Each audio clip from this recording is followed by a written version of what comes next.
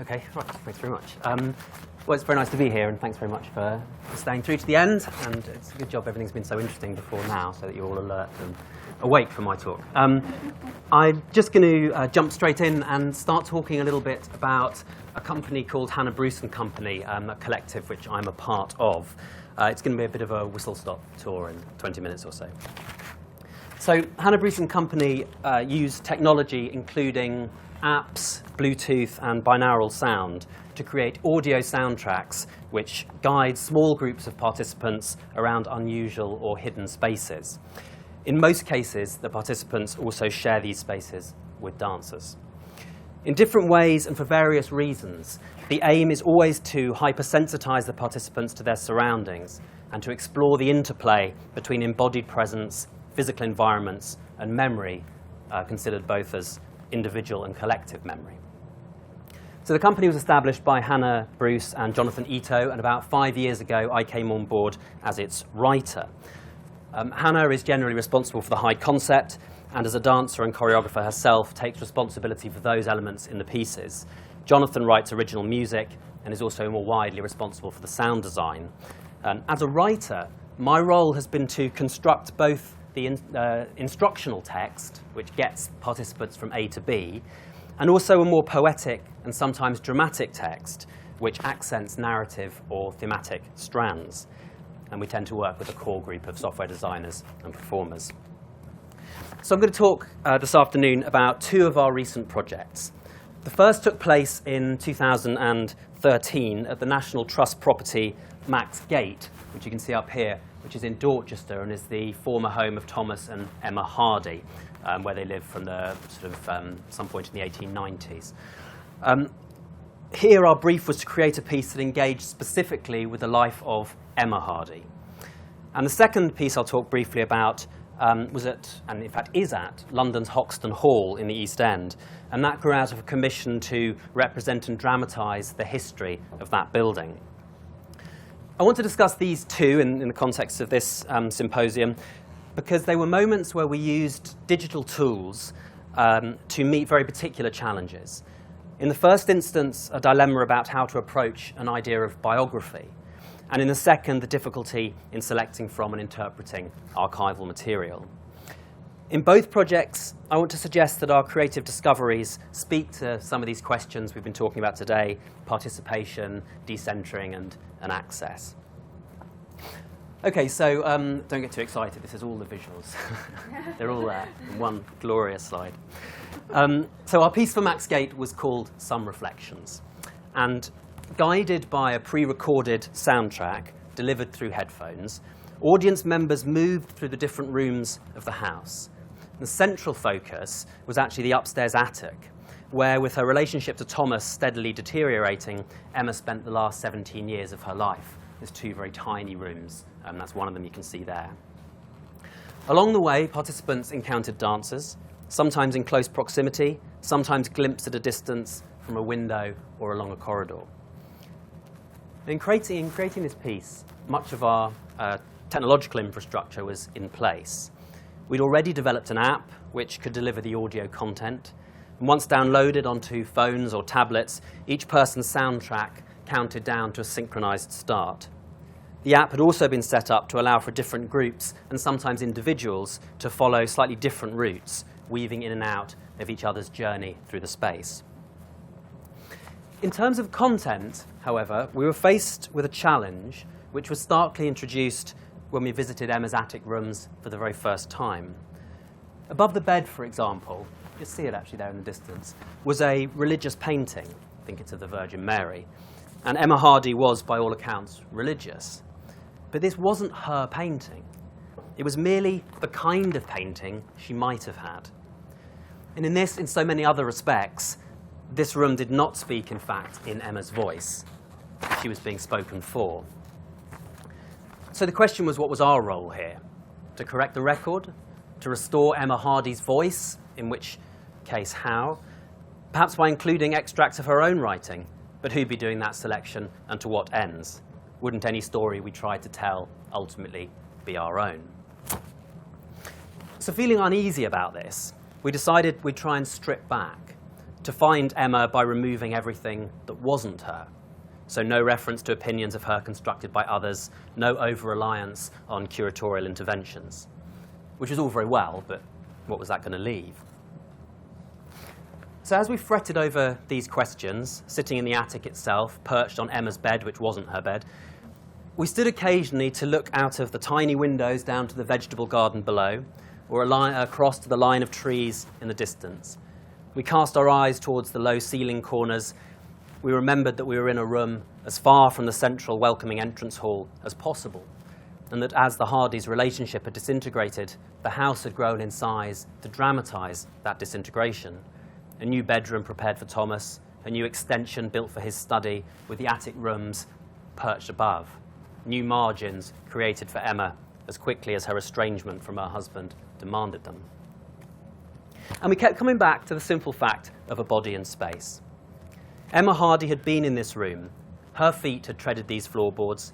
Her eyes had also carried themselves to the low corners of the ceiling and looked out across that lawn. Her ears would have heard the distant sounds of company from the furthest reaches of the house. And we realised that the technology we were using, this intimate voice in the ear, might allow us to share some of those physical experiences with our audience. We might, for example, be able to ask people to look out of the window, or let their eyes travel across the ceiling. Indeed, in encouraging such tiny mechanical movements of the neck, the eyes, the ears, condensing guiding to its most minimal form, this soundtrack could initiate a kind of micro-choreography. I'll try and demonstrate a little bit of this with a short extract from the piece. So by this stage, the participants would have just moved into the second of the attic rooms, or at least some of the participants. Okay. I wonder, are any of you brave enough to stretch out your hand to try and touch the wall? Is there anyone tall enough to touch the ceiling with their fingertips? If you've been wanting to do that from the moment you came in, now's your chance. By the way, when was the last time you reached your hands above your head?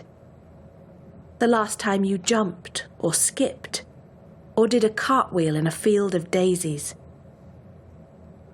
When was the last time you ran in a straight line until you were out of breath? Have you seen the flowers in this room? And can you see the window latch, like ivy curling inside the pane?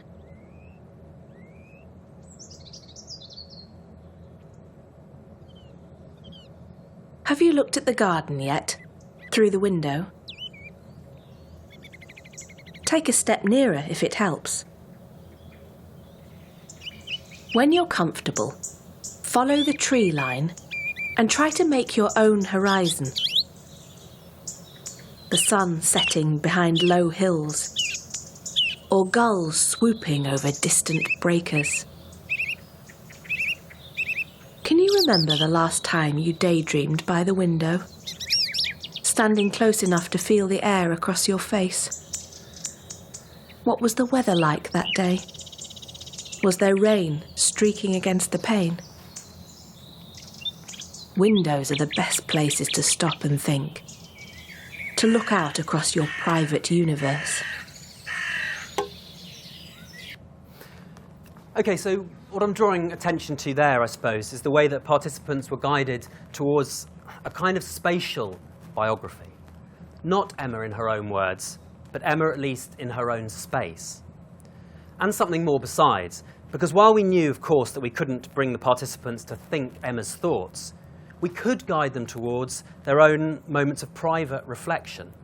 The experience of thoughtfulness in this confined space might also be mapped or traced. So I'll just make a couple of brief further points before moving on to Hoxton Hall. As I've hinted above, a determination to resist an authoritative viewpoint was critical to our approach. And as we went deeper into the project, we experimented with other decentering strategies. In the script, I tried to find ways to disrupt the hierarchies inherent in the guiding process, this relationship between expert and novice. For example, by introducing the word if into the instructional text, inviting participants to move a certain way if they wanted to, rather than insisting that they did. And for Hannah, it's always been very important to reduce the distance between audience members and live performers, denying any clear delineations of performance space. And the fact that the audience often have to move out of the dancer's way is another of the means by which they become part of the choreography itself. Now, of course, a loaded phrase like move out of a dancer's way is revealing, suggesting the performer's primacy or heightened status in the work. But in fact, something slightly more interesting is going on in this case, because crucially, the performers themselves do not have access to the soundtrack. Whilst the participants hear the music, text, and other sounds, the dancers themselves only hear the movements, breaths, and exclamations of their audience. In a critical sense, perhaps the dancers are themselves decentered, merely a part of the whole, with a different but not a privileged access to the piece. So the history of Hoxton Hall, moving on, in East London, which dates from, here it is in an old photograph, it's recently been restored, which is why we were given this commission to interpret it. It dates from 1863 and it's full of dramatic juxtapositions. A riotous music hall in one moment, a home for the temperance movement in another, a hub for self-improvement and religious salvation, and a venue for radical feminist theatre. And our brief was to create an audio-guided experience that somehow encapsulated all of this variety. And at our disposal was this incredible archive spanning 150 years of the history. This piece, by the way, was designed to be available for visitors until 2018. And indeed, you can visit the Hoxton Hall website and you can book yourself a slot. But because of this extended run, and unusually for the company, this isn't a piece that makes use of live dancers. So, as soon as we began our R&D, we were immediately plunged into these dilemmas we've been hearing about of the archive. Whose story would be selected and why, who lay behind previous acts of selection and collation, whose stories were privileged and whose were missing. Faced with these questions, we made an early decision to embed our anxieties into the piece itself. Partly for this reason, we chose to experiment with a more overtly dramatic sense of characterization for the soundtrack. Rather than using a single narrative voice, participants are guided around the space by a number of other characters, all with different and conflicting storytelling approaches. So a young volunteer disinterested in the official history she's expected to regurgitate. An older hand voyeuristically delighted by the mix and the muddle of the archive. An archivist herself driven to nervous exhaustion by the impossibilities of honouring every voice. And a learn-it-by-rote amateur historian pedantically obsessed with taxonomies of place and time. In the piece, which we eventually called A Collection of Small Choices, each voice struggles in vain for primacy. I've got a brief example of this too. So this is the voice of this nervous wreck of an archivist, and it's juxtaposed with some of the found text or recordings of sound text that we found in the archives. I think it's quite quiet, this, but it should be all right.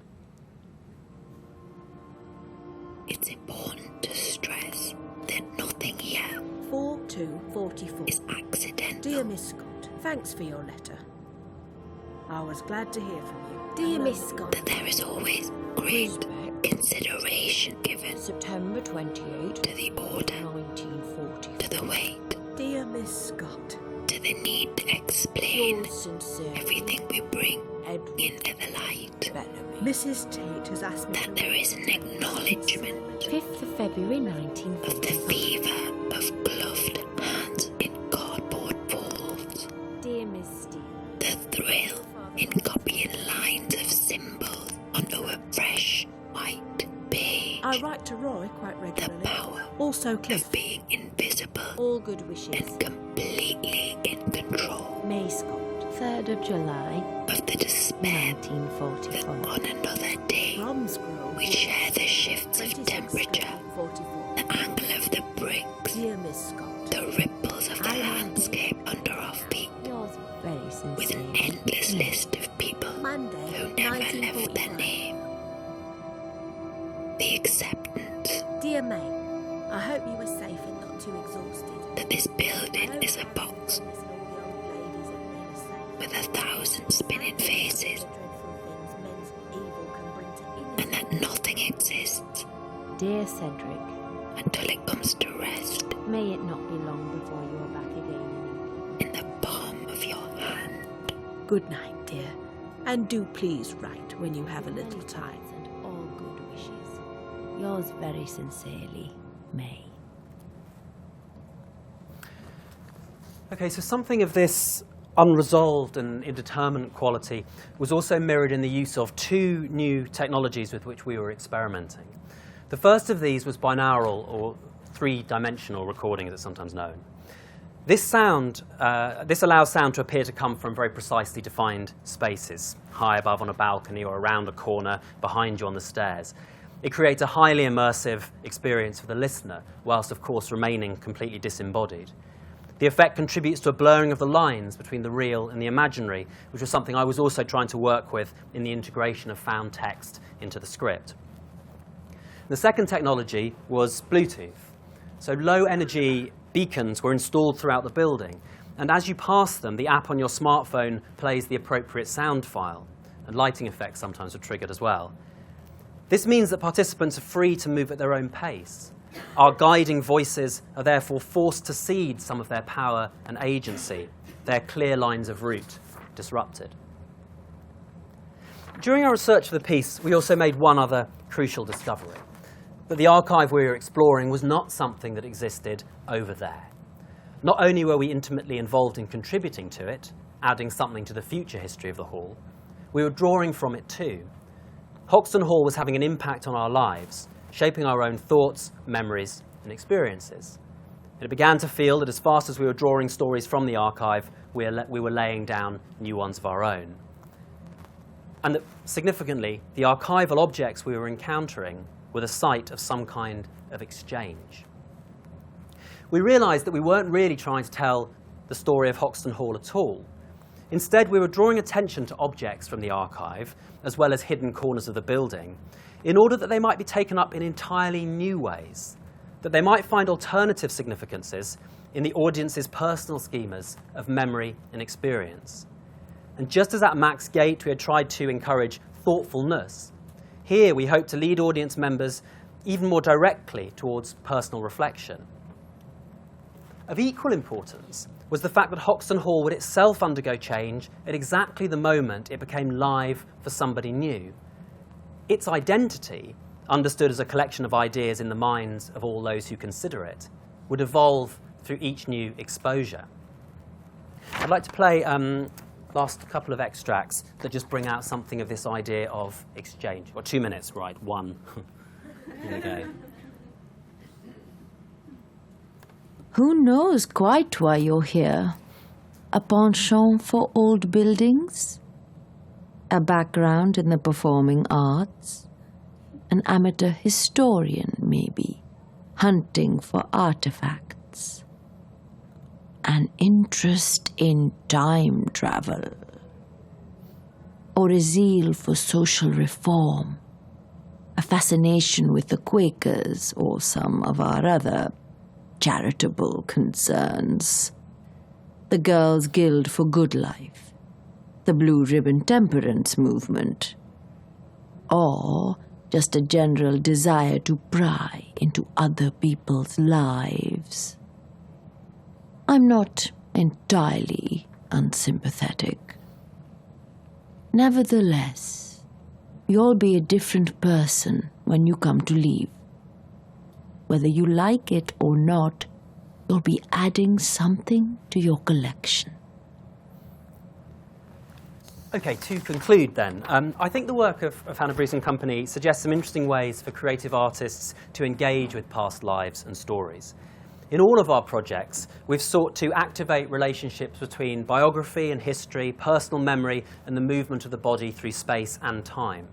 At all points, we've sought to resist an authoritative perspective, developing software which allows for many stories to be told at once, experimenting with disembodied and binaural sound, and reimagining the guiding process choreographically in order to reduce the distance between performer and participant. Fundamentally, however, at both Max Gate and Hoxton Hall, the final pieces have been informed by a desire to welcome audience members as equal creators of the work, bringing it into being, in fact, by active imaginative mapping and exchange. Thanks very much.